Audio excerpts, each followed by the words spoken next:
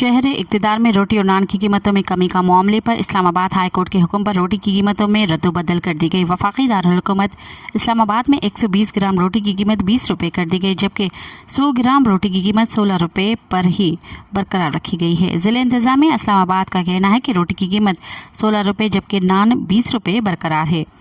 इस्लामाबाद में नान और रोटी की कीमतें नोटिफिकेशन के मुताबिक रहेंगी। अदालती हुक्म के बाद रोटी का वज़न 120 ग्राम के बजाय 100 ग्राम होगा।